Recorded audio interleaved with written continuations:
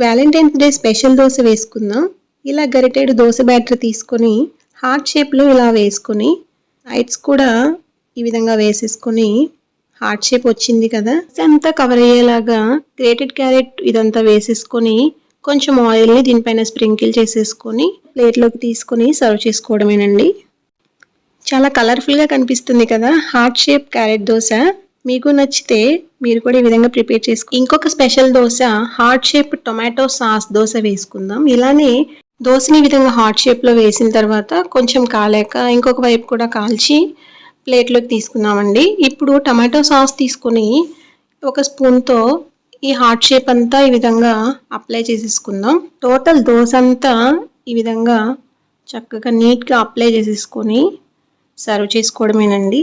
ఈ వీడియో కనుక మీకు నచ్చినట్లయితే లైక్ చేయండి, షేర్ చేయండి, అలాగే సబ్స్క్రైబ్ చేయడం మర్చిపోకండి.